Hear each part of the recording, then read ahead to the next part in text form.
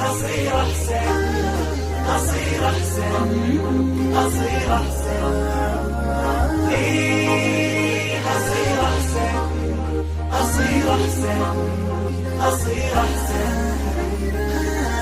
هصير أحسن ولا يمنعني شي مدام راسي حي بسوي اللي علي هصير أحسن بما إني نويت وعزمت وخطيت بكمل ما بديت هصير أحسن ولا يمنعني شي مدام راسي حي بسوي اللي علي هصير أحسن بما إني نويت وعزمت وخطيت بكمل ما بديت ماني خايف ولاني واقف أنا.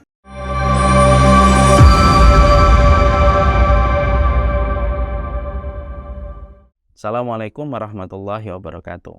Innal hamdalillah wassalatu wassalamu ala Rasulillah wa ala alihi wa sahbihi wa man tabi'ahum bi ihsan ila yaumil qiyamah.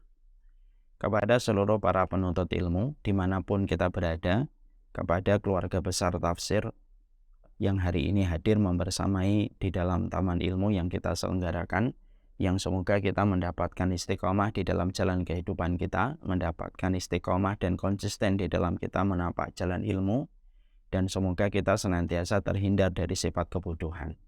Karena sesungguhnya di antara atmosfer yang dibangun para nabi dan para rasul dalam setiap untaian ajaran mereka adalah bagaimana kita tidak terjebak untuk menjadi deretan orang-orang yang bodoh. Kebodohan itu dekat dengan kemaksiatan, kebodohan itu dekat dengan kesesatan, dan kebodohan itu dekat dengan segala kerusakan.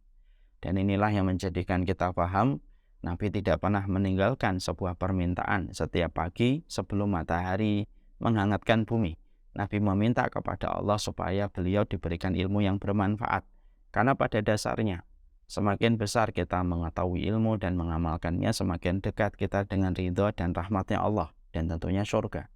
Tapi semakin bodohnya diri kita dan sengaja membodohkan diri kita terhadap setiap ilmu yang Allah ajarkan pada kehidupan kita, maka sejatinya semakin jauh kita dari rahmatnya Allah ketika kita menikmati kebodohan antara kita di hadapan Allah. Inilah yang menjadikan kita senantiasa berdoa. Semoga kita diberikan oleh Allah istiqomah di dalam ketaatan, istiqomah di dalam mencari ilmu, dan kita diberikan oleh Allah keistiqomahan di dalam kita menapak jalan ilmu supaya kita terbebaskan dari sifat kebodohan. Alhamdulillah, tentunya senang sekali kita bersyukur kepada Allah Subhanahu wa Ta'ala atas seluruh nikmat yang Allah berikan pada kehidupan kita.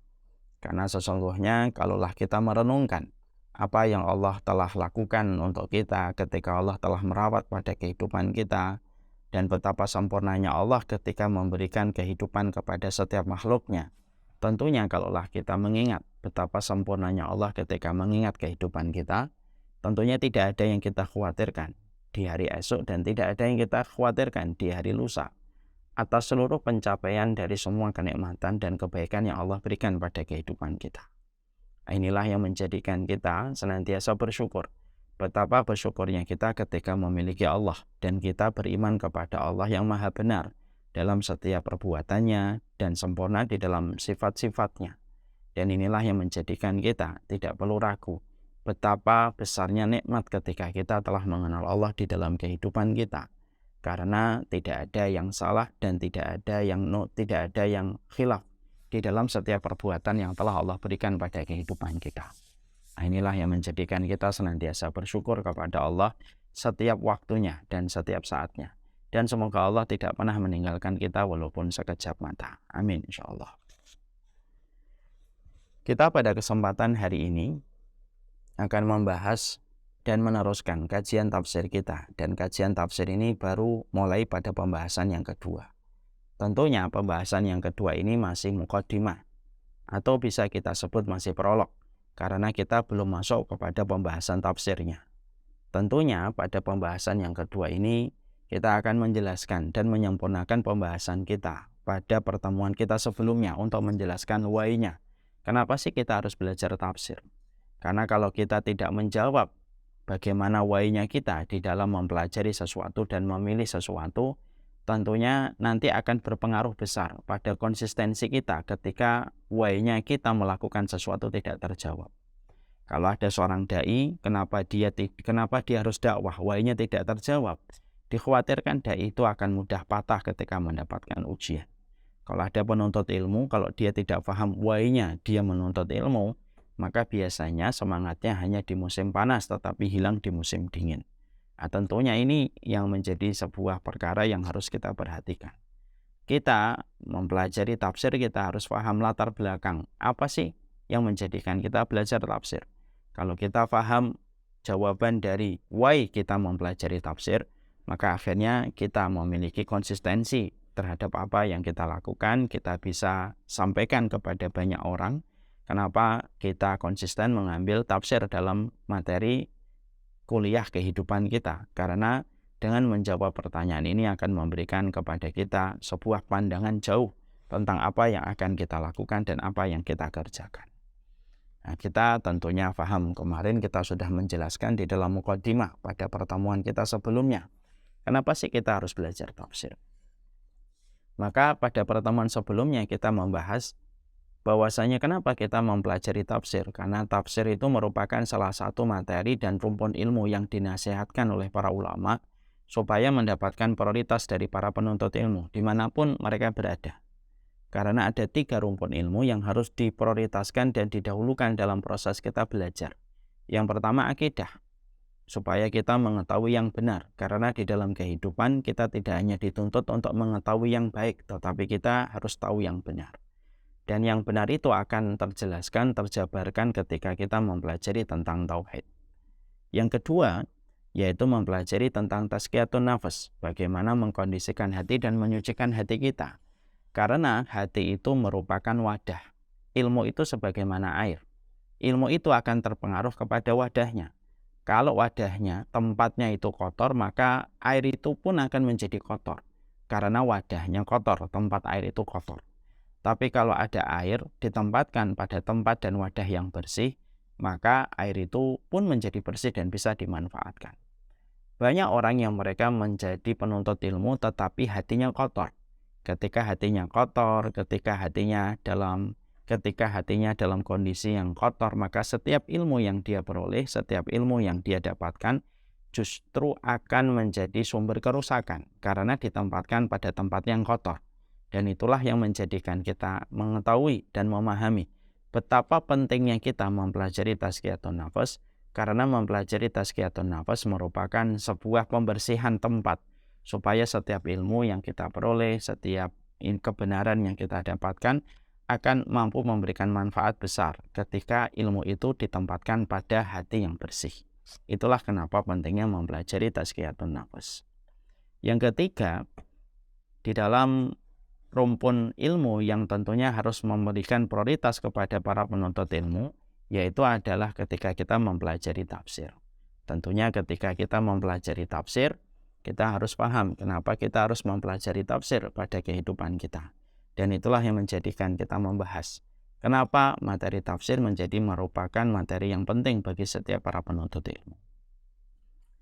Maka ada beberapa alasan yang kita harus pahami dengan benar. Kenapa sih materi tafsir itu penting? Dan alhamdulillah ya, kita baru masuk kepada pertemuan yang kedua. Jadi betul-betul kita runut dari awal, kita paham. Mari kita jawab why-nya kita sebagai penuntut ilmu untuk mempelajari tafsir. Kemarin kita mempelajari yang pertama. Kenapa kita mempelajari tafsir? Karena sesungguhnya materi tafsir itu merupakan materi yang memberikan kemuliaan bagi para penuntutnya berdasarkan objek yang kita pelajari. Karena kalau kita mempelajari tafsir, objek dari apa yang kita pelajari itu adalah kalamullah, adalah Al-Quran. Dan apapun yang sudah berkaitan dengan Al-Quran menjadi mulia. Kemarin saya memberikan sebuah contoh yang gampang untuk kita pahami. Kalau saya punya kertas, kertasnya kosong, maka kertas itu tidak ada harganya. Tapi kalau kertas itu saya tulisi Bismillahirrahmanirrahim, Alhamdulillahirrabbilalamin, maka kertas itu menjadi sangat berharga. Tidak bisa diletakkan di tempat mana saja, harus dijaga, tidak bisa ditempatkan di bawah kaki ketika kertas itu sudah ditulisi dengan ayat-ayat Allah. Disitulah kita mengambil sebuah contoh. Kalaulah kertas berubah bagaimana kemuliaan kertas itu ketika ditulisi di atasnya ayat-ayat Allah, maka itu pula yang kita dapati, bahwasanya pikiran kita itu akan mulia. Kalau pikiran kita tidak diisi dengan sesuatu yang sifatnya tidak memberikan kebaikan dunia dan akhirat kita. Tapi sesungguhnya pikiran kita akan menjadi mulia, penuntut ilmu akan menjadi mulia karena objek yang dia miliki, karena objek yang dia pelajari dan pikiran yang menghiasi di dalam pikirannya, yaitu adalah kalamullah. Makanya perkataan makhluk itu penyakit dan obatnya itu perkataan Khalik. Perkataan manusia itu penyakit dan tidak ada obatnya dari perkataan manusia kecuali obatnya adalah perkataan Allah. Makanya Nabi menyampaikan fa'inna asdaqal hadisi kitabullah. Sebaik-baik perkataan itu perkataan Allah. Karena perkataan Allah itu tidak memberikan motif apapun dan tendensi apapun kecuali adalah kebaikan pada kehidupan kita. Makanya inilah yang menjadikan kita, kenapa harus belajar tafsir? Karena pikiran kamu itu pikiran yang paling mahal dan pikiran ini harus diisi dengan kalamullah. Dan kamu akan menjadi mulia karena objek yang kamu pelajari. Objek yang kamu pelajari itu adalah kalamullah. Dan apapun kalau objeknya itu sudah kalamullah, semuanya akan menjadi mulia. Dan itulah sejatinya kenapa kita mempelajari tafsir. Itu yang pertama. Yang kedua yang kita sudah pelajari, mempelajari tafsir itu merupakan bagian dari sebuah kewajiban kita. Karena dengan kita mempelajari tafsir, kita akan terhindarkan dari berbagai macam penyimpangan-penyimpangan di dalam agama. Hari ini kalau kita bicara tentang kelompok sesat, ya, kelompok sesat itu bukannya mereka tidak memiliki dalil, mereka memiliki dalil tetapi hanya menjadi dalih. Ya, mereka memiliki pembenaran. Mereka terkadang mengambil ayat tetapi ayat itu ditafsirkan semau apa yang mereka inginkan sesuai dengan kepentingan mereka. Lalu akhirnya ketika kita tidak mempelajari tafsir yang sifatnya menjadi pagar dalam kehidupan kita, border dalam kehidupan kita mencari ilmu itu tafsir. Karena kita tidak mengetahui tafsir, maka kita akan membenarkan setiap orang ketika mereka mengambil ayat, tetapi ternyata makna ayat yang dia sampaikan bertentangan dengan makna yang disampaikan oleh Nabi. Yang tentunya itu bisa kita peroleh ketika kita mempelajari tafsir. Saya ingatkan kembali, pengikut gerakan sesat itu banyak. Karena para ulama sudah menyampaikan kullu sakit lakit. Setiap yang jatuh itu pasti ada yang nemu. Dan setiap kesesatan itu mereka memiliki dalil. Tapi dalil apa yang mereka sampaikan itu tidak sesuai dengan makna dalil itu sebagaimana yang disampaikan Nabi dan para sahabat. Makanya Masya Allah ini hati-hati. Kemarin saya memberikan contoh banyak sekali ayat. Banyak sekali ayat yang terkadang diambil oleh dukun, diambil oleh seseorang yang dolim, diambil sama orang yang berhendak menipu. Lalu semua dalil itu dipakai hanya untuk membenarkan perilaku yang dia lakukan ataupun kesesatan yang dia miliki ketika dia memiliki dalil tetapi tidak mengembalikan kepada makna yang benar. Makanya Syekhul Islam sudah menyampaikan wanti-wanti kepada kita, man fassaral Quran bi ghairi tafsiri sahabati faqad akhda'a fid dalil wal madlul. Siapapun yang mengambil Al-Quran ayatnya lalu memberikan tafsir, tafsirnya tidak sesuai dengan apa yang disampaikan oleh para sahabat, faqad akhta'a fid dalil wal madlul. Dia telah salah mengambil dalil dan telah salah mengambil kesimpulan dari dalil itu. Nah, ini yang menjadi sebuah masalah besar kalau kita hidup, terutama ketika kita hidup pada zaman fitnah. Orang yang hidup pada zaman fitnah itu berbagai macam narasi akan mengepung pada pikiran kita untuk menjelaskan yang batil supaya bisa diterima menjadi kebenaran, supaya kebenaran bisa dijadikan menjadi bagian dari sebuah kebatilan. Dan itu dengan narasi, dan terkadang narasi kebatilan itu terkadang menggunakan dalil ayat, tetapi dalil ayatnya tidak sesuai dengan tafsir yang benar. Itu fatal bagi penuntut ilmu kalau dia tidak mempelajari tafsir. Ya. Makanya kemarin saya menyampaikan ya, orang yang homo hari ini pakai dalil. Orang yang mengatakan semua agama itu sama, mereka pakai ayat. Orang yang tidak mau sholat, mereka juga pakai ayat. Orang yang mereka mengatakan tidak ada amar ma'ruf nahi mungkar, mereka juga pakai ayat. Tapi ayat yang dipahami oleh mereka diselewengkan maknanya. Mereka mengambil terjemahnya saja, lalu dari terjemah itu diselewengkan makna dari ayat itu, tidak dikembalikan kepada makna dan tafsir yang disampaikan oleh Nabi dan para sahabat ketika mendapati ayat tersebut, dan terjadilah banyak penyimpangan. Makanya hati-hati ya, Para ulama sudah menyampaikan kepada kita, tidaklah terjadi penyimpangan, bukan karena tidak adanya dalil. Terjadinya penyimpangan terjadi disebabkan ada dalilnya, tetapi salah memahami konteks dan makna pada dalil itu yang menyebabkan banyaknya kerusakan dan banyaknya penyimpangan dalam kehidupan beragama. Saya kemarin sudah memberikan contoh yang banyak di dalam ayatnya. Sekarang yang kita memahami yang berikutnya. Kenapa sih kita harus mempelajari tafsir? Why-nya apa sih? Kenapa penting bagi setiap muslim, bagi setiap muslimah, penuntut ilmu dimanapun berada? Maka salah satu prioritas kita di dalam mata kuliah kehidupan itu harus mempelajari tafsir. Yang ketiga, para ulama menyampaikan, karena yang membedakan antara orang mukmin dengan orang munafik itu adalah ketika mereka mempelajari tafsir. Dan kita selaku hambanya dan selaku makhluknya tentunya harus mengetahui panggilan ya ayyuhalladzina amanu satu persatu dalam kehidupan kita. Setiap keluarga pasti akan membayangkan bagaimana detik-detik keluarga yang mereka cintai ketika meregang nyawa pada kita. Wahai orang yang beriman, infakkanlah dan berikanlah hartamu di jalan Allah.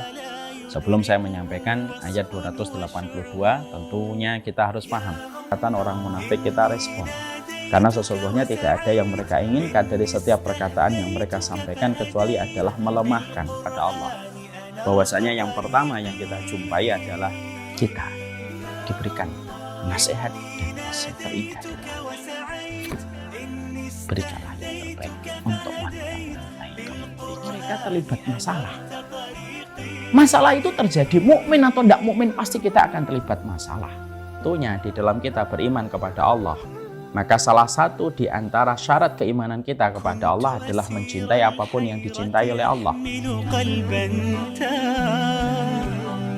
كان الصمت مخيفا قبل كلام الله.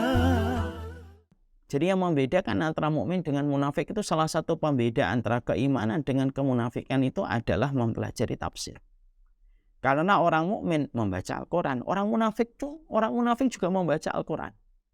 Ya, jangan dikira orang munafik tidak membaca Al-Quran. Orang munafik itu membaca Al-Quran. Tapi yang membedakan antara orang mukmin dan orang munafik ketika mereka sama-sama membaca Al-Quran, yang membedakan itu adalah orang munafik. Mereka tidak mempelajari maknanya dan tidak mengamalkan sesuai dengan konsekuensi pada apa yang dia baca. Kalau orang mukmin, mereka memberikan ketaatan dan kepatuhan tanpa syarat terhadap setiap ayat yang mereka baca ketika mengetahui maknanya. Mari kita membaca satu hadis dari Abu Musa al-Asy'ari radhiyallahu anhu. Rasulullah Shallallahu Alaihi Wasallam menyampaikan, yaqra'ul Quran, ya, al-mu'min alladhi yaqra'ul Quran mislul utrujah, rihuha tayyibun wa ta'muha tayyibun. Sesungguhnya kata Rasulullah, orang mukmin yang membaca Al-Quran itu seperti jeruk yang manis, baunya harum, rasanya manis. Jadi kalau kita melihat orang mukmin ketika mereka membaca Al-Quran, perumpamaan mereka sebagaimana jeruk yang manis, baunya wangi, di dalamnya juga manis. Nabi menyampaikan, wa masalul mu'min alladzi la yaqra'ul Qur'an kamasalit tamrah la rihalah wa ta'muha hunwun.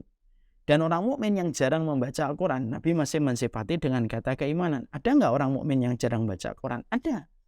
Rasulullah mengatakan, wa masalul mu'min, adapun orang mukmin yang tidak membaca Al-Quran, ya, perumpamaan mereka itu sebagaimana kurma. La rihalah, dia tidak punya bau. Kurma itu kan nggak ada baunya.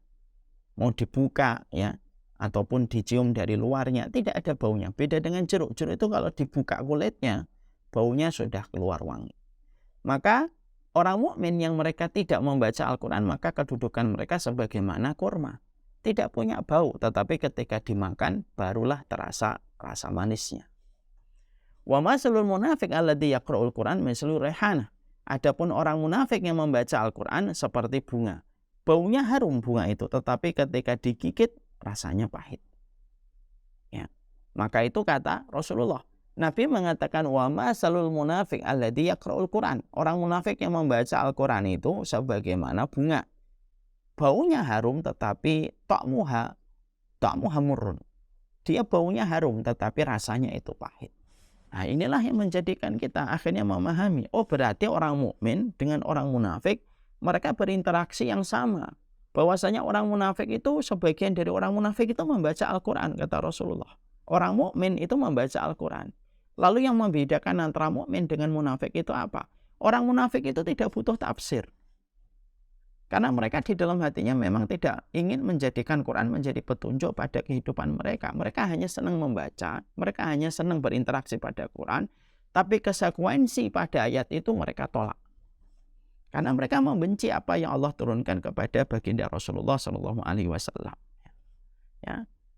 Makanya orang-orang munafik yang semacam inilah yang mereka pada dasarnya tidak ada orang munafik yang mempelajari tafsir dan makna. Karena mempelajari tafsir secara makna, mempelajari tafsir secara tafsirnya dengan makna yang benar, itu akan menjadi sebuah petunjuk pada kehidupan kita. Dan itu sejatinya tidak dilakukan sama orang munafik. Ya. Makanya Masya Allah ya. Jadi kalau kita melihat ada orang membenci Islam, membenci syariat, tapi membaca Al-Quran, memang Nabi sudah mengatakan semacam itu. Memang ada orang munafik. Walaupun dia benci syariat, tapi membaca Al-Quran. Tapi apa yang dikandung di dalam makna, apa yang dia baca, dia benci. Konsekuensi dari hukum yang ada pada ayat yang dia baca. Orang mukmin, maka mereka adalah orang yang betul-betul memprioritaskan kalamullah. Mereka mempelajari maknanya. Mereka mengetahui bagaimana petunjuknya. Dan mereka beramal sesuai dengan petunjuk yang Allah berikan. Dan mereka beristighfar dan bertobat atas kekurangan. Di dalam komitmen mereka mengikuti petunjuk yang disampaikan oleh baginda Rasulullah SAW. Nah, itulah yang menjadikan kita memahami. Kenapa kita harus mempelajari tafsir?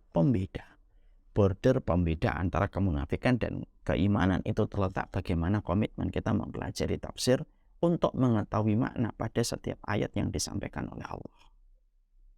Ini merupakan alasan yang ketiga. Kenapa materi tafsir menjadi materi yang penting di dalam kehidupan setiap para penuntut ilmu.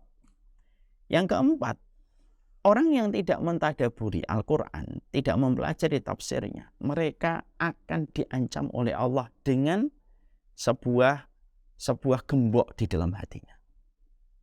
Jadi kalau ada seseorang penuntut ilmu, kok dia tidak tersemangat di dalam mempelajari tafsir, maka salah satu konsekuensi ancaman yang dirasakan dan akan dihadapi sama mereka yang mereka tidak mau mempelajari tafsir, maka Allah menyampaikan kepada kita pada surat Muhammad ayat yang ke-24. Allah menyampaikan, afala yatadabbarunal Qur'an am ala qulubin aqfaluha. Loh, emang kamu itu tidak mempelajari dan mentadaburi Al-Quran, tafsirnya kamu tidak pelajari. Am ala qulubin aqfaluha. Bahkan hati mereka bisa jadi hati kamu itu terkunci. Karena dengan kita mempelajari tafsir, itu akan membentuk banyak makna pada kehidupan kita. Dan memberikan kepada kita sebuah angin segar pada kehidupan hati kita. Dan orang yang mereka tidak pernah memberikan prioritas untuk mempelajari tafsir, maknanya, tadaburnya pada setiap ayatnya. Ketika dia tidak mempelajari tadaburnya pada setiap ayat yang dia baca, karena dia tidak menempatkan tafsir menjadi bagian prioritas pada kehidupan mereka, maka dikatakan oleh Allah dalam sebuah ancaman. Am ala qulubin aqfaluha? Apakah hati mereka terkunci? Karena salah satu sifat orang yang terkunci hatinya itu mereka tidak mau mempelajari tafsir dan makna kandungan yang ada di dalam apa yang Allah turunkan. Padahal para pujangga sudah menyampaikan Quran itu surat cinta dari Allah. Dan surat cinta itu yang paling penting difahami maknanya, diambil mutiara-mutiara hikmah di dalam ayat itu. Dan saya sudah menyampaikan dalam pertemuan kita sebelumnya, tidak ada pertanyaan pada kehidupan kecuali semuanya terjawab tuntas oleh Al-Quran. Cuma kelemahan manusia di dalam berinteraksi dan mentadaburi di dalam Al-Quran. Dan ketika mentadaburi, ketika manusia tidak memberikan prioritas pada tadabur dia bersama dengan Al-Quran, maka disitulah Allah mengunci hatinya. Akhirnya dia menjadi gelap kehidupannya. Dia tidak bisa membedakan benar dan yang salah. Dia tidak bisa untuk membedakan mana yang dilakukan dan mana yang harus ditinggalkan. Karena apa? Hati kalau sudah terkunci, maka pasti hawa nafsu akan mengkudeta. Makanya Masya Allah, ini menjadi salah satu perkara penting yang keempat. Kenapa kita harus mempelajari tafsir? Karena dengan kita mempelajari tafsir itu dijadikan hati kita akan melembut, akan lunak, akan bersih ketika kita mempelajari tafsir itu. Apalagi ketika kita dari tafsir lalu beranjak kepada tadabbur. Tadabbur ini luar biasa. Ya. Contoh nih, kalau kita mempelajari tadabbur. Allah memulai surat dengan kata wailun ada pada 2 surat. Wailun lil mutaffifin sama wailun likulli humazatin lumazah. Wailun itu artinya celaka sekali. Allah tidak pernah memulai surat dengan kata wailun kecuali hanya pada kedua surat ini, surat Al-Mutaffifin dengan surat Al-Humazah. Itu kalau kita mentadaburi, ternyata itu memberikan sebuah petunjuk, pelita bagi setiap mereka yang mentadaburi Al-Quran. Hati-hati ya, sama hartanya orang, jangan kamu pernah mengurangi. Yang kedua, hati-hati sama kehormatan orang. Tidaklah orang yang melanggar 2 perkara ini, mengurangi hartanya orang atau mengurangi timbangan, atau dia mencela kehormatan orang, kecuali kamu akan mendapatkan ancaman langsung dengan berhadapan kepada Allah. Makanya Allah memulai dengan kata wail. Ya ilahal wujud qad sa'imtul. Jauhkanlah orang ini dari neraka ya Allah. Ketika pandangan, maka sesungguhnya Al-Quran itu memetakan orang-orang yang mereka tidak pernah ingat. Mereka rela terstruktur, terevaluasi di dalam proses mereka belajar. Macam peristiwa. Yang mana peristiwa itu satin orang. Maka kelak pada kehidupan di akhirat, mereka nanti lapor hisab kemudian mulai dilakukan. Maka ketika hisab itu sudah mulai dijalankan, tapi mereka tidak jahat. Mereka tidak mendolimi. Tidak ada orang yang kebingungan dalam kehidupan di akhirat. Kecuali kebingungan tidak pernah punya istri dan Allah tidak punya anak. Allah nanya kepada orang Nasr. Yang satunya tidak mau masuk lagi ke lubang itu. Semacam itu. Ketika sudah bicara tentang bagaimana apinya, itu berisi di dalamnya air. Dan mereka menyangka bahwasanya mereka akan diberikan kesegaran sejenak. فحملت الهدى صادقا في المدى. Kalau kita memahami ayat ini, Masya Allah ya, akhirnya apa? Oh, hati kita menjadi hidup ketika kita mentadabburinya. Dan tadabbur itu harus dilalui dari tafsir, lalu kemudian menjadi sebuah tadabbur. Akhirnya kita betul-betul hati-hati terhadap kehormatan orang, hati-hati terhadap hartanya orang. Karena proses tadabbur yang kita lakukan terhadap ayat. Kita ngambil contoh lagi. Salah satu contoh yang sering saya sampaikan beberapa waktu yang terakhir ini. Ketika kita membaca surat Al-Furqan 74. Rabbana hablana min azwajina wa dzurriyyatina qurrata a'yun. Ya Allah, berikanlah kepada kami, pasangan kami dan keturunan kami yang menjadi qurrata a'yun, penyejuk hati jiwa kami. Ternyata Allah menyebutkan kata azwaj sebelum kata dzurriyyah. Ternyata kalau kita mempelajari tafsirnya, mempelajari tadabburnya, kita akan mendapati sebuah pelajaran besar. Ternyata Allah sebutkan kata azwaj, pasangan sebelum kata keturunan. Karena Allah ingin menyampaikan kepada kita. Jangan mengharapkan keturunanmu akan menjadi qurrata a'yun kalau kalian menjadi suami istri tidak saling memberikan qurrata a'yun. Karena akhirnya Masya Allah ya. Jadi kalau suami istri berusaha mengalah, berusaha mereka mengalahkan perasaannya, logikanya, demi memberikan qurrata a'yun kepada pasangan, maka anaknya akan menjadi mudah untuk menjadi qurrata a'yun. Ini tadabbur.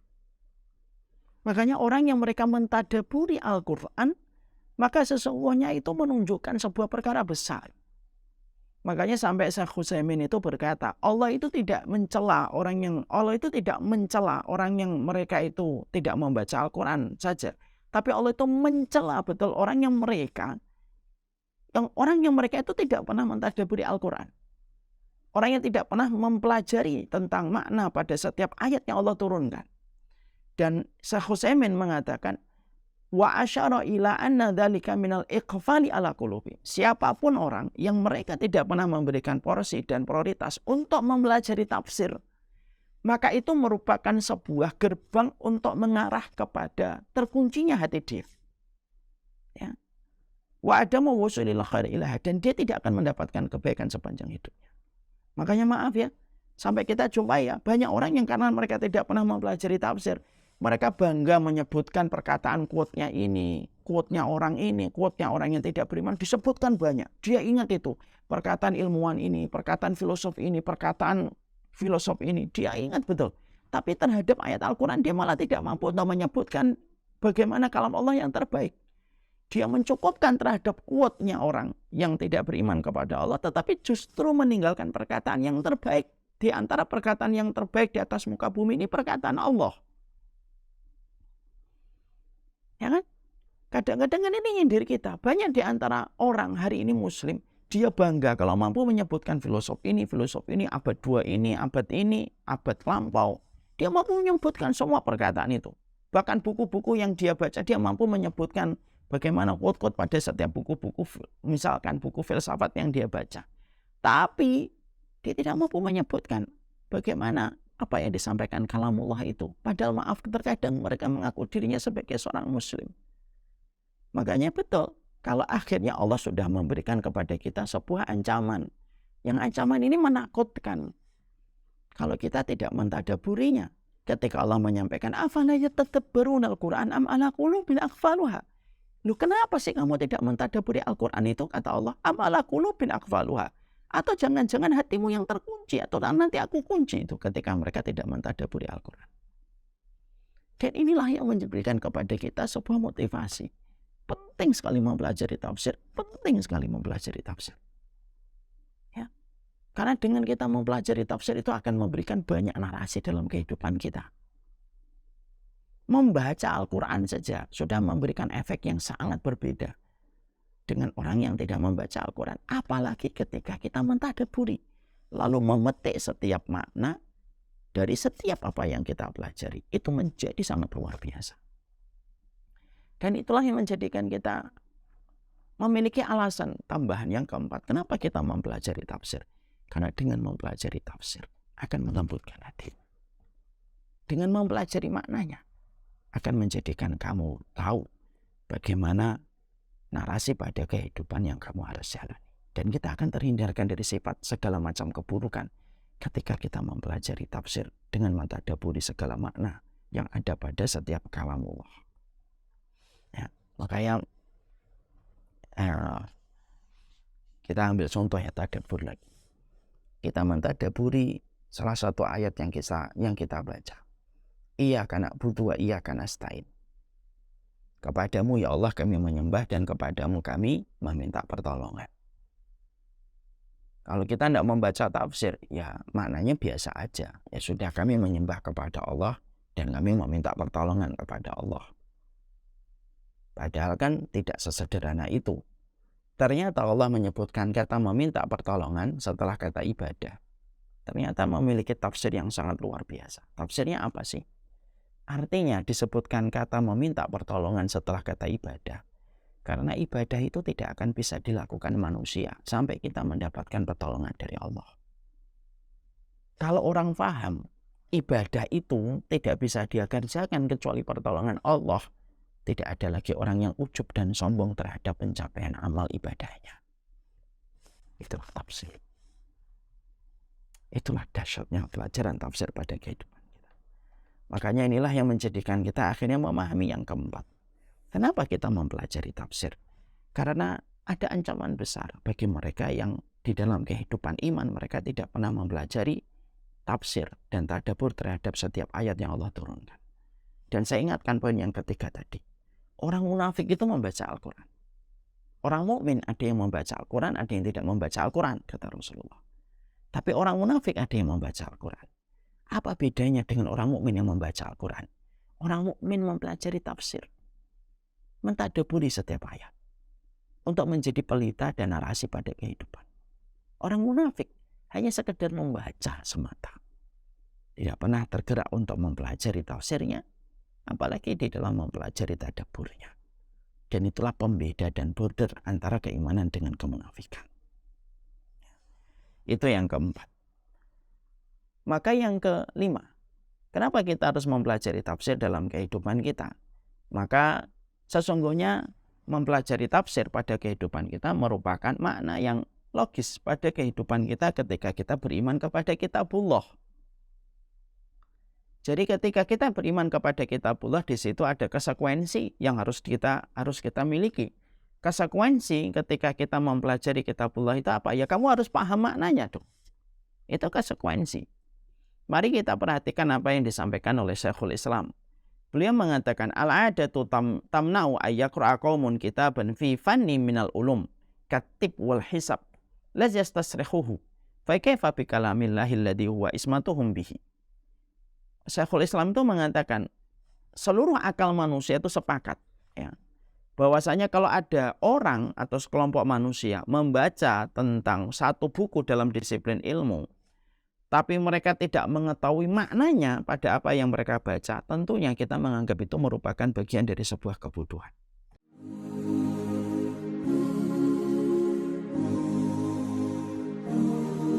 بين الرجاء والخوف قلبي طائر ومن اليقين النور بيض جوانحي فوق السحاب يطير حرا مدركا نسمو كماله للكون وجه آخر نحيا أنا صنعة أوجدتها يا باري وملكت فيها معصم الإيمان للحق والعدل التواصي بالجمال عبادة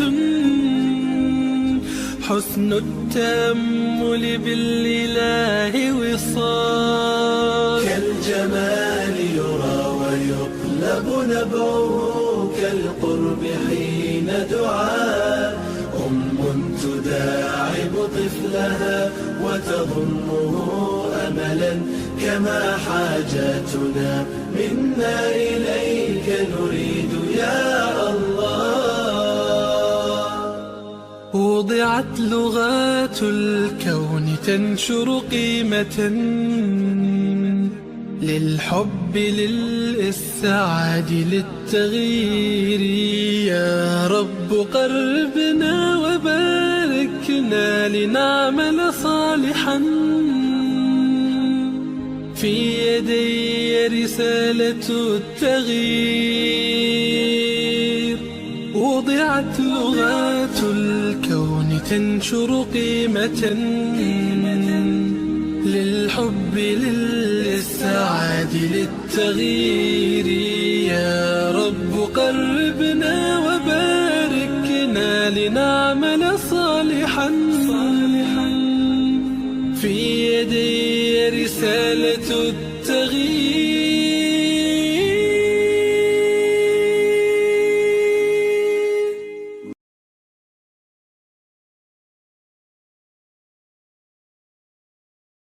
Misal nih, ada orang mempelajari buku kedokteran, tapi dia tidak mengetahui makna dari apa yang dia baca, maka kita akan berkomentar, bodoh, dia membaca sesuatu yang dia tidak paham. Contoh nih, saya tidak paham bahasa Thailand. Terus tiba-tiba pada satu kesempatan, saya membawa surat kabar. Surat kabar bertuliskan bahasa Thailand. Saya baca itu. Maka orang tahu saya ini tidak paham bahasa Thailand. Orang akan menganggap Umar Minta ini bodoh, tidak paham bahasa Thailand, tetapi justru mengambil surat kabar berbahasa Thailand. Kata Syekhul Islam pun sama. Semua orang berakal sepakat. Kalau kita membaca sesuatu, lalu kita tidak mengetahui makna pada apa yang kita baca, maka itu merupakan kriteria dari sebuah kebodohan. Ya. Lalu beliau mengatakan, fa kaifa bi kalamillah. Lalu bagaimana ada orang yang membaca kalamullah, yang di dalam kalamullah itu merupakan jawaban dari berbagai macam pertanyaan, dan kalamullah itu merupakan tercegahnya seseorang dari kebinasaan, dari kalamullah itu akan mendapatkan kesuksesan dan kebahagiaan, bahkan selamatnya dunia dan akhirat, lalu dia tidak mengetahui maknanya, itu terus bagaimana? Maka itu merupakan salah satu di antara biang kebodohan. Kata Syekhul Islam. Ya. Jadi perumpamannya begitu.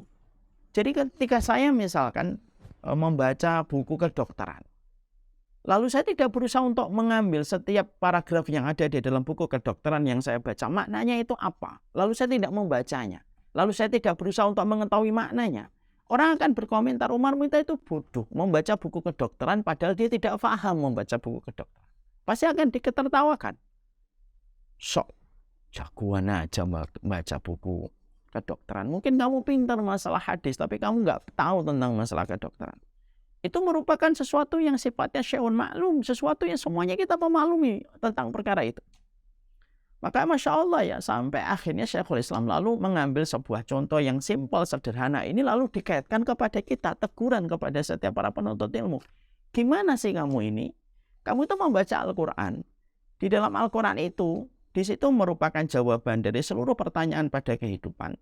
Di situ akan menjadi sebab hidupnya hati kamu. Di situ merupakan sebab keselamatan kamu ketika punya keluarga. Di situ ada jalan keselamatan bagi kamu ketika punya anak.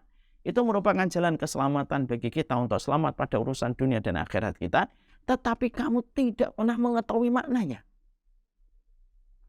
Makanya betul kata Imam Syafi'i, orang yang tidak paham bahasa Arab itu merupakan salah satu orang yang merugi di dunia dan di akhirat. Kenapa? Karena dengan tidak pahamnya dia dengan bahasa Arab itu menjadikan dia tidak mampu untuk mengetahui makna dan tafsirnya. Kalau sekarang alhamdulillah sudah ada terjemah. Kalau sudah ada terjemah yang membantu, kemudian kita tidak berusaha untuk memahami maknanya, maka itu yang akan menjadi sebuah kriteria kebodohan. Saya masih teringat ada sebuah tulisan bagus. Ini ada kaitannya dengan motivasi untuk belajar Al-Quran. Dalam satu tulisan sederhana itu yang pernah saya baca beredar luas di WhatsApp pada saat itu. Asifan liman lam ya'rif, asifan liman lam yafham al-injilisiyah wa annaha lughatul alam. Ada orang nulis, kasihan banget kalau ada manusia hari ini tidak paham bahasa Inggris padahal dia bahasa komunikasi dunia. Lalu ada orang yang menjawab di samping tulisan itu, asifan liman lam yafham al-arabiyah ma'annaha lughatul khaliq wal makhluk.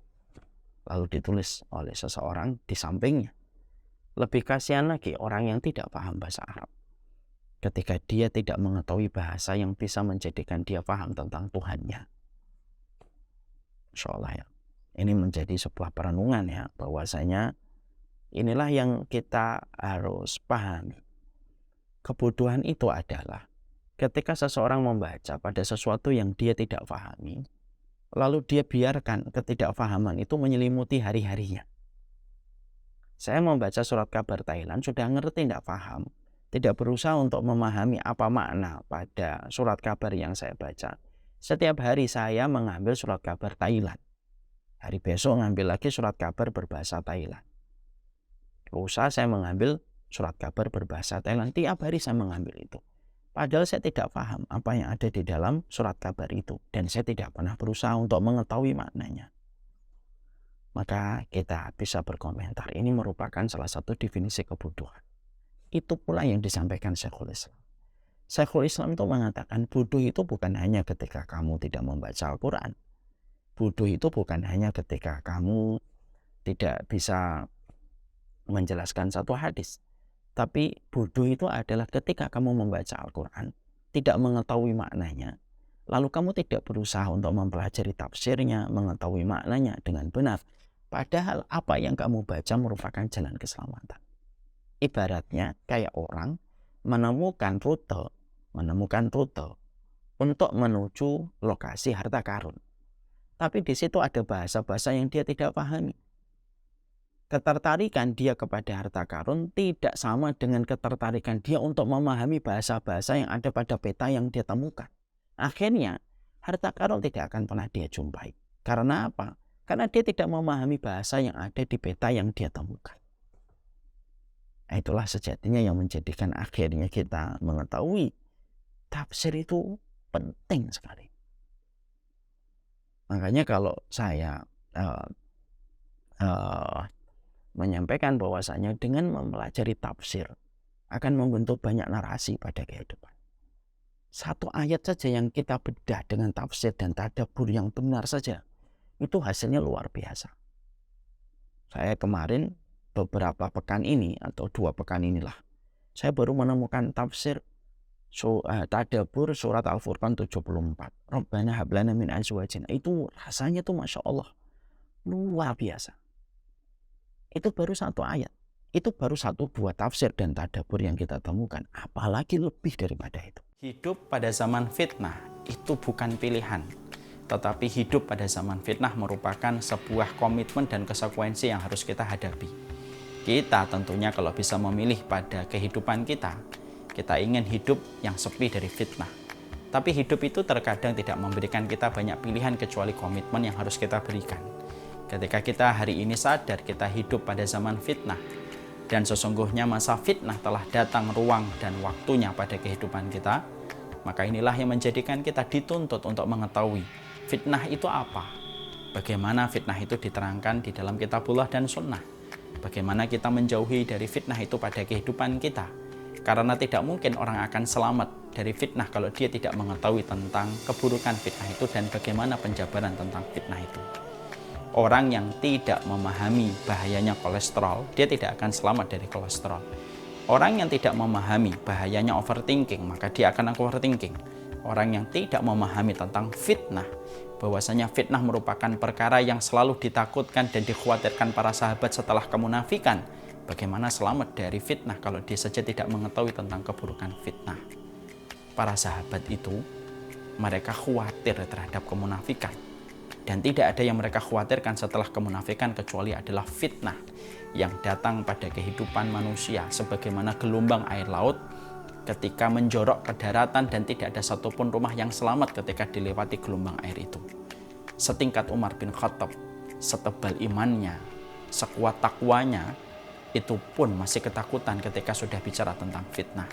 Pada sebuah riwayat disampaikan bagaimana Umar bin Khattab bertanya, siapa di antara kalian yang mengetahui tentang hadis masalah fitnah yang pernah disampaikan Nabi? Tidak ada yang mengacungkan jarinya kecuali adalah Hudzaifah ibnul Yaman. Lalu Hudzaifah ibnul Yaman berkata, fitnatur rajuli fi malihi wa ahlihi wa tukaffaru bis salati was sadaqati wal amru bil ma'ruf wa nahyu 'anil munkar.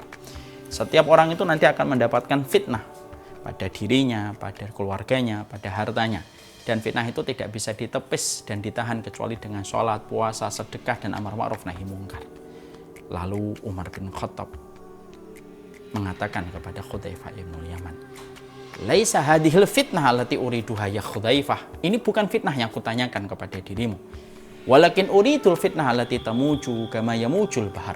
Tapi sesungguhnya yang aku tanyakan kepada dirimu, wahai Hudzaifah, terangkanlah kepadaku sebuah fitnah sebagaimana gelombang air laut yang tidak ada satupun rumah yang dilewati gelombang air laut itu kecuali mereka akan merasakan fitnah itu.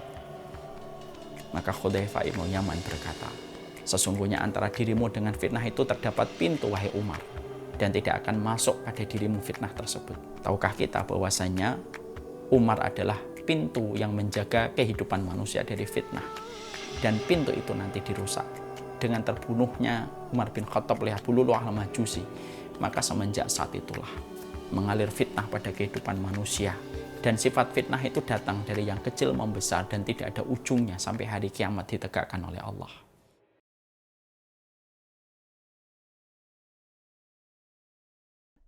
Contoh ya, saya pernah membaca tafsir Alif Lam Mim. Ya. Ketika kita membaca Alif Lam Mim, dzalikal kitabu la raiba fi hudal lil muttaqin. Alif Lam Mim itu kalau kita betul-betul membedah satu persatu perkataan para ulama tafsir tentang Alif Lam Mim, salah satunya ada satu tafsir yang bagus banget. Alif Lam Mim itu, Alif Lam Mim tidak ada yang tahu maknanya kecuali Allah. Jadi kita tidak bisa menginterpretasi macam-macam. Ya Alif Lam Mim itu hanya Allah yang tahu. Dan ada maknanya Ustaz? Pasti ada maknanya. Karena Allah adalah zat yang maha alim. Konsekuensi dari kemaha-aliman Allah itu tidak mungkin berkata-kata yang tidak ada ilmunya. Itu mustahil. Allah mengucapkan satu kalimat atau satu wahyu yang tidak ada maknanya. Itu mustahil. Sebagaimana orang pintar, kalau semakin pintar, setiap ucapannya itu pasti ada makna. Alif Lam Mim itu ada maknanya. Ada. Tetapi yang tahu hanya Allah. Lalu ada salah satu perkataan ahli tafsir yang bagus banget. Ketika beliau mengatakan alif lam mim, dia berkata, disitulah Allah ingin menjelaskan kepada kita, sepinter-pinternya manusia, dia ilmunya jauh di bawah Allah. Karena baru mengetahui makna alif lam mim saja kita tidak tahu, kecuali Allah lah yang tahu. Jadi alif lam mim itu merupakan teguran dari Allah, bahwasanya manusia itu tetap bodoh dalam kehidupan mereka. Makanya ketika Allah jelaskan alif lam mim, ha mim, kaf ha ya ain shad, itu kan kita selaku manusia tidak paham artinya. Tapi pasti nggak ada maknanya, pasti ada maknanya. Tidak mungkin kan Allah itu mengucapkan sesuatu yang tidak difahamkan, tidak memahamkan, nggak mungkin. Itu menjelaskan. Itulah manusia, sepintar-pintarnya kamu tetap bodoh di hadapan Zat yang Maha Alim yang menciptakan kamu. Masya Allah ya, itu baru satu ayat. Ini tadaburnya dari tafsir yang benar. Makanya itulah yang menjadikan akhirnya, betul. Definisi kebodohan itu adalah ketika kamu membaca sesuatu, kamu tidak paham, lalu kamu biarkan diri kamu terjebak ketidakfahaman kamu dalam perkara apa yang kamu baca. Lalu kamu menikmati ketidakfahaman kamu setiap harinya dan setiap waktunya. Lalu tentunya itu akan menjadi sebuah masalah pada kehidupan dunia dan akhirat kita. Maka itulah yang menjadikan kita akhirnya mengetahui kenapa kita harus mempelajari Al-Quran. Disitulah kita akhirnya paham, dengan kita mempelajari Al-Quran itu akan menjadikan kita keluar dari definisi kebodohan. Yang berikutnya, sesungguhnya dengan mempelajari tafsir akan menjadikan kita menikmati setiap sajian yang ada pada setiap kalamullah. Makna ayat itu akan terasa nikmat ketika engkau memahami tafsirnya. Kelezatan pada ayat yang kamu fahami maknanya itu melebihi jauh dari pencapaian makanan lezat yang kamu cicipi. Ya. Makanya Imam At-Tabari, salah satu mufasir besar, ya, bahkan lebih dari Imam Ibnu Katsir, beliau itu mengatakan, inni la'ajab mimman qara al-Quran walam ya'lam ta'wilahu kaifa yataladdat bi qiraatihi. Imam At-Tabari salah satu mufasir besar. Makanya kalau kita sering ditanya, Ustaz, buku tafsir apa yang saya harus miliki? Ada tafsir At-Tabari, ada tafsir Imam Ibnu Katsir. Perhatikan ucapan dari Imam At-Tabari. Imam At-Tabari mengatakan kepada kita, wa inni la'ajab, saya ini heran. Herannya kepada siapa? Mimman qara al-Quran walam ya'lam ta'wilahu. Orang yang membaca Al-Quran lalu dia tidak paham tafsirnya, bagaimana dia bisa menikmati setiap ayat yang dia baca kalau dia tidak memahami tafsirnya? Itu kan Masya Allah ya. Jadi kalau kita akhirnya mempelajari tafsir itu menghadirkan makna. Contoh nih, kita memahami satu makna kembali. Ketika kita membaca surat Al-Baqarah, wa id qultum ya Musa lanasbir ala ta'ami wahidin fad'u lana rabbaka yukhrij lana mimma tumbitul ardu min baqliha wa qissaiha wa fumiha wa adasiha wa basaliha. Ada salah satu ayat di dalam surat Al-Baqarah. Di situ Allah menyampaikan tentang orang Yahudi. Orang Yahudi itu diberikan oleh Allah dua kenikmatan besar melalui perantara Nabi Musa. Manna wa salwa. Mereka mendapatkan manna itu buah-buahan, acar. Salwa itu adalah daging burung yang empuk. Tapi ketika mereka sudah mendapatkan perpaduan makanan yang lezat dan nikmat, manna wa salwa yang Allah berikan kepada mereka, maka mereka bisa berkata kepada Nabi Musa, wahai Musa, sampaikan kepada Tuhan, kami tidak sabar, kami tidak bisa makan itu terus. Mintalah kepada Tuhanmu supaya mengeluarkan untuk kami kacang, bawang merah, bawang putih, kacang adas, ya, terus sayur-sayuran. Yang sejatinya apa yang mereka minta itu bisa mereka jumpai dengan begitu mudah di pinggir jalan.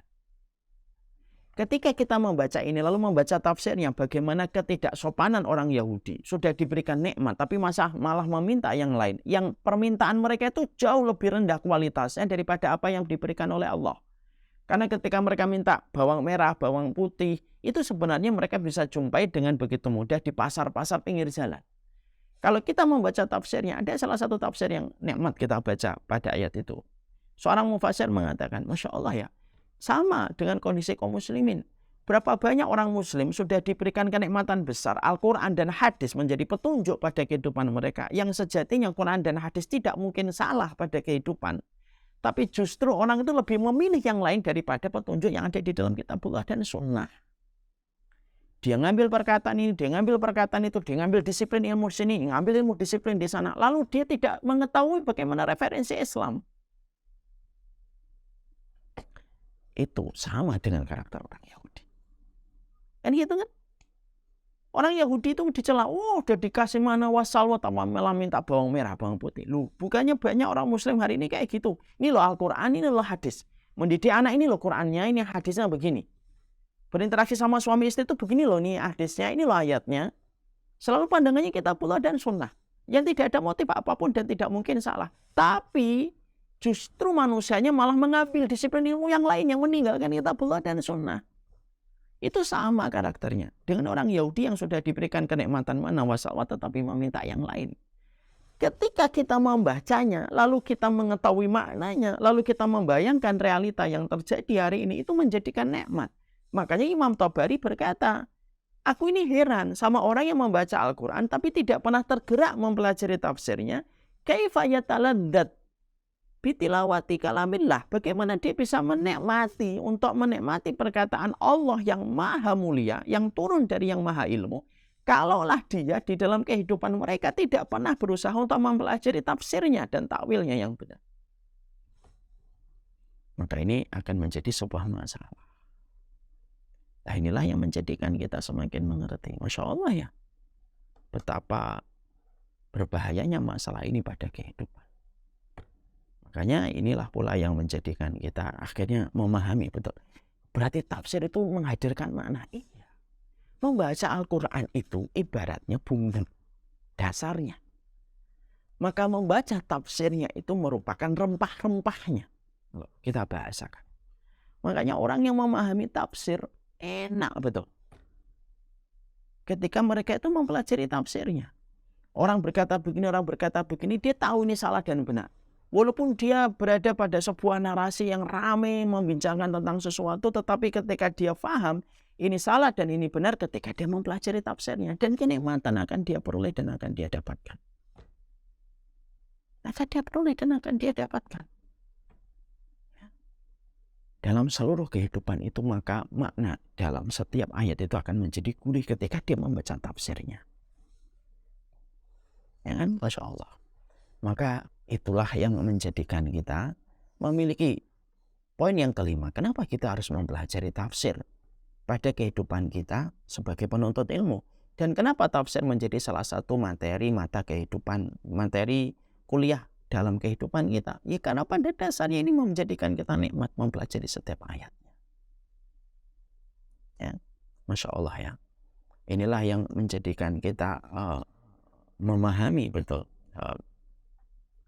betapa luar biasanya tafsir di dalam dampak yang ditimbulkan di dalam kehidupan kita.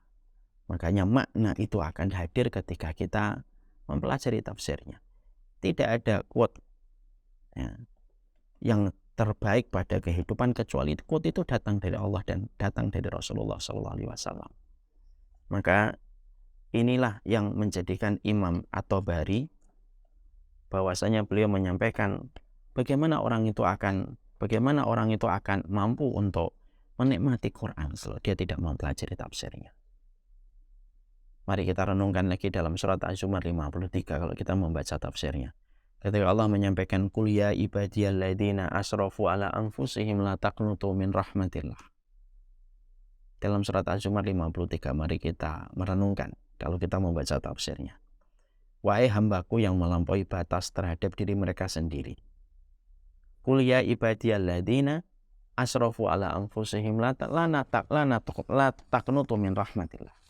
Wahai hambaku yang melampaui batas terhadap diri mereka, maka janganlah engkau berputus asa dari rahmatnya Allah. Kalau kita hanya membaca saja dan membaca tafsir, membaca makna artinya saja, depak, mungkin biasa. Tapi coba kita baca tafsir. Ini ada salah satu perkataan dari tafsir Imam Ibnu Katsir. Imam Ibnu Katsir itu berkata, Allah itu begitu lembutnya kepada setiap makhluknya. Sampai ketika Allah memanggil para pendosa kelas berat, itu Allah tidak mengatakan, hei pendosa kelas berat. Tapi Allah menyampaikan, Qul ya ibadiyalladzina asrafu ala anfusihim. Wahai hambaku yang melampaui batas. Allah masih menyebutnya hambaku. Padahal yang dipanggil oleh Allah di sini itu apa? Pendosa kelas berat. Menunjukkan kepada kita betapa sempurnanya kelembutan Allah kepada setiap makhluknya. Baik itu pendosa sekali. Kalau kita nggak membaca tafsirnya, mungkin kita akan membaca, katakanlah wahai hambaku yang melampaui batas terhadap diri mereka sendiri. Sudah selesai. Kelezatan pada ayat ini hilang. Kelezatan pada ayat ini hilang. Ya. Tapi ketika kita membaca Qul ya ibadiyalladzina asrafu ala anfusihim la taqnatu min rahmatillah. Ketika Allah menyampaikan surat Az-Zumar 53, wahai hambaku yang melampaui batas, lalu disampaikan oleh Imam Ibnu Katsir dalam tafsirnya, itulah sempurnanya Allah kepada setiap makhluk. Bahkan kepada pendosa sekalipun, maka Allah itu memanggilnya kepada setiap para pendosa. Hei hambaku yang melampaui batas. Allah tidak menyebutnya, hei orang yang kurang ajar. Allah tidak mengatakan, hei pendosa-pendosa kelas berat. Hei orang-orang yang tidak ngerti terima kasih. Allah tidak memanggil dengan kata-kata yang semacam itu. Padahal Allah berhak untuk memakai kalimat-kalimat itu. Tapi Allah menyampaikan, Qul ya ibadiyalladzina asrafu ala anfusihim la taqnatu min rahmatillah. Ketika kita membaca tafsirnya, akhirnya hadir makna, Masya Allah ya. Seberat apapun dosa yang kamu lakukan, kamu tuh masih disayang sama Allah. Dan Allah menyampaikan, la taqnatu min rahmatillah. Jangan putus asa dari rahmatnya Allah. Ayat ini menjelaskan salah satu sisi kelembutan Allah ketika Allah menjelaskan dirinya Al-Latif. Al-Latif itu maha lembut. Kalau kita tidak membaca tafsirnya, ayat ini biasa. Tapi ketika kita membaca tafsirnya, kita akan paham ini salah satu sifat latifnya Allah kepada setiap makhluknya. Latif itu apa? Kelembutan Allah kepada setiap makhluknya. Makna-makna itu, kelezatannya akan hadir ketika kita mempelajari tafsirnya. Maka inilah yang menjadikan kita akhirnya betul-betul paham, betul-betul ngerti betapa besarnya hajat manusia kepada tafsir. Kelezatan ayat itu akan nampak ketika kamu mempelajari tafsir. Makanya salah satu di antara materi yang ingin saya tingkatkan itu sebenarnya dua. Sirah, saya ingin belajar kembali sirah secara mendalam. Yang kedua itu materi tadabbur Quran. Karena tadabbur Quran itu melembutkan hati, betul. Bukan hanya sekedar ini, betul-betul makna yang hikmah yang paling dalam itu bisa ditemukan kalau kita itu sudah menyelami dalamnya setiap kalamullah itu. Ketika kita mempelajari tafsir. Nah itulah yang menjadikan kita akhirnya paham. Oh sebesar itukah tafsir itu kita butuhkan dalam hajat kebutuhan kita Ustaz. Menjadi materi besar pada kehidupan kita. Ya sebesar itulah materi itu. Jadi materi tafsir itu merupakan materi yang tidak boleh di skip. Tidak boleh materi itu terlewatkan. Dan tidak boleh materi tafsir itu hanya menjadi normatif. Apalagi bagi anak santri, bagi para anak-anak yang di pondok. Tidak boleh menjadikan materi tafsir itu hanya materi untuk mendapatkan nilai. Tidak bisa. Materi tafsir itu materi dengan hati. Dia turun dari zat yang maha rahman. Dan tidak bisa direspon kecuali orang yang menggunakan hati dan pikirannya untuk memahami kalamullah. Ya. Kenapa membaca surat cinta antara orang yang mendapatkan surat cinta itu dengan orang yang tidak mendapatkan surat cinta itu beda? Karena mereka membacanya beda. Ada orang A, laki-laki ngirimkan surat cinta kepada B. Ketika surat cinta itu dibaca oleh B, maka B itu bisa menangis, bisa meneteskan air mata, bisa merasakan kebahagiaan. Yang berbeda ketika surat itu dibaca sama C. Kenapa C membacanya biasa? Karena surat cinta itu tidak dibaca dengan hatinya, dibaca dengan pikirannya doang. Aku sayang kepadamu, betapa kurangnya kehidupanku di sini gitu. Ternyata beda. Membaca dengan hati itu beda. Makanya tafsir itu bukan hanya materi untuk mengetahui informasi dan mengetahui maklumat. Tidak. Materi tafsir itu materi besar. Disitulah kita akan mendapatkan berbagai macam kenikmatan besar yang kita jumpai dan kita dapatkan. Barakallahu fiikum. Inilah yang menjadi prolog yang kedua dari pelajaran kita dalam mukadimah tafsir ini. Sekaligus pula ini untuk menjawab pertanyaan besar kita, bahwasanya kenapa kita harus belajar tafsir. Nah, tentunya ini menjadi sebuah pegangan penting pada kehidupan kita. Semoga dengan ini sudah selesai pembahasan kita tentang materi tafsir. Semoga dengan ini kita semakin tahu betapa besarnya hajat kita kepada tafsir dan tadabbur Al-Quran.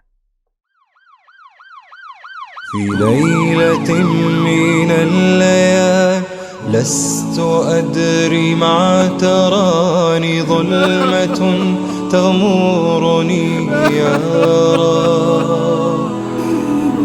الأرض ضاقت والسماء وقلبي ما عرف الضياء والدمع بات يبكي يا إلهي يا إلهي يا إلهي يا إلهي يا إلهي.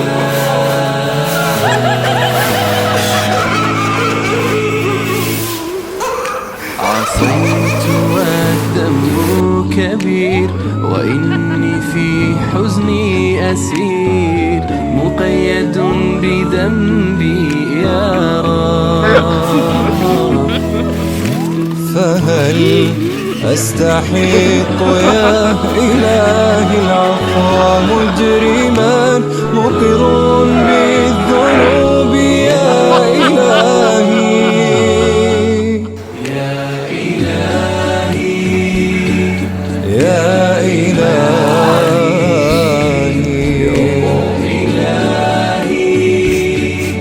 يا إلهي